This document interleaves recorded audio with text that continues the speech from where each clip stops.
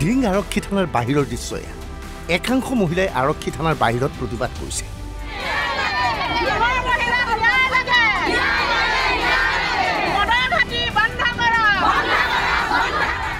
ঢিঙত সন্ত্ৰাসৰ সৃষ্টি কৰা স্প্ৰে গেঙৰ সদস্যক গ্ৰেপ্তাৰ কৰাৰ দাবীত প্ৰতিবাদ হৈছে এইদৰে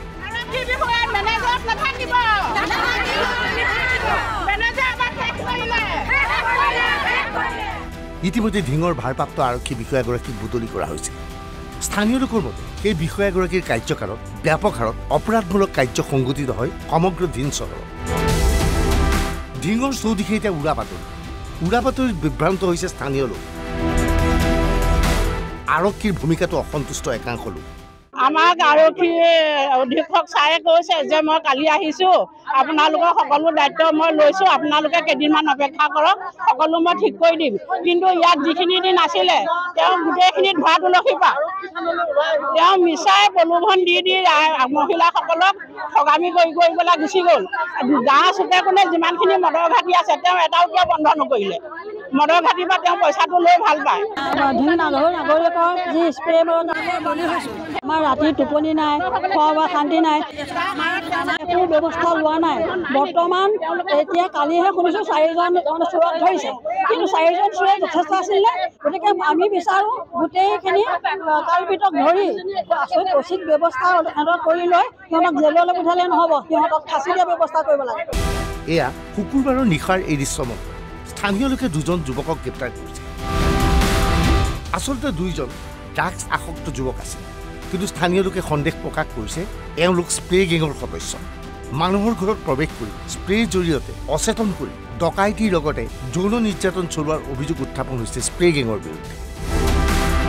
কিন্তু আৰক্ষীয়ে দাবী কৰে প্ৰকৃততে এওঁলোক স্প্ৰে গেঙৰ সদস্য নহয় স্প্ৰে গেঙৰ সৈতে জড়িত আটাইকেইজন দুৰ্বৃত্তক ইতিমধ্যে গ্ৰেপ্তাৰ কৰা হৈছে এখন আমাৰ ঘৰটো নিশ্চয় কৰিছে আৰু মোৰ ঘৰ ওচৰতে গোপালৰ ঘৰটো কৰিলে কিন্তু আজি একেটা কাণ্ডই হৈছে এই ক্ষেত্ৰত কি ক'ব তাকে যে ভাল শাস্তি দিব লাগে আৰু লগত গেং আছে গেংটো যাতে ধৰা পেলাব পাৰে তাৰ আমি প্ৰশাসনৰ ওচৰত অৱগত কৰিছোঁ ইতিমধ্যে প্ৰশাসনে 4জনকৈ লোক ধৰিছোঁ বুলি কৈছে ধৰাটো হয় কিন্তু এই ক্ষেত্ৰত আকৌ আজি একে অৱস্থা আজি আতংকত এখন গাঁও আতংকত আমি দেখিছোঁ যে আৰু এতিয়াৰ পৰা প্ৰায় এতিয়া বৰ্তমান 1টা বাজিছে কিন্তু ইয়াৰ পৰা প্ৰায় 2 ঘণ্টা আগৰ পৰা এখন গাঁও খুব আতংকত আছে স্প্ৰে চোৰৰ কি ক'ব এতিয়া ধৰিছে যদিও এতিয়া প্ৰশাসনে পুলিচেহে জানিব এতিয়া মানে স্প্ৰে কৰা ধৰিছে নে বেলেগতে ধৰি পেলাই হেৰি কৰিছে সেইটোতো আমিতো ব্যাপক হাৰত উৰা বাতৰি চলিছে উৰা বাতৰিক বিশ্বাস কৰাটো উচিত নহয় আৰক্ষীৰ সৈতে যোগাযোগ কৰিবলৈ আৰক্ষী অধীক্ষকৰ আহ্বান যি আমাৰ আৰক্ষী হেডকোৱাৰ্টাৰৰ পৰা আৰু ফ'ৰ্চ আহি আছে আমি পেট্ৰলিঙৰ ব্যৱস্থা কৰি আপোনালোকে আমাৰ লগত সহযোগ কৰক আৰু এই সমস্যাটো যিটো হৈছে 4টা কেছ ইতিমধ্যে আমি ৰেজিষ্টাৰ কৰিছোঁ কালিয়ে পোৱা হৈছে এইটো আৰু তাৰ তদন্ত চলি আছে যিমানখিনি আমি খবৰ পাইছোঁ আমি তাৰ ভিত্তিত যিকেইজন মানুহ সন্দেহজনক মানুহ আছিলে আমি ধৰিছোঁ তদন্ত চলি আছে ৰিমাণ্ডত অনা হৈছে আৰু 2জন পলাতক হৈ আছে তেওঁলোককো ধৰাৰ ব্যৱস্থা কৰি আছোঁ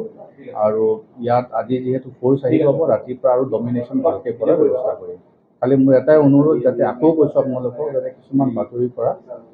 বিভ্ৰান্তিমূলক বাতৰি প্ৰচাৰ কৰাৰ আগতে আমাৰ লগত এবাৰ যোগাযোগ কৰিব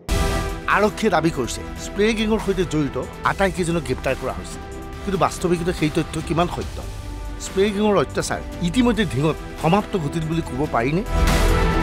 অনাগত সময়ত এইবোৰ কথা স্পষ্ট হ'ব ব্যুৰ' ৰিপৰ্ট NB নিউজ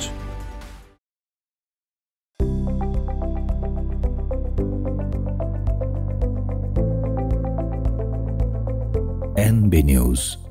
সহজ সৰল ভাষাত নৱভাৰতৰ কথা।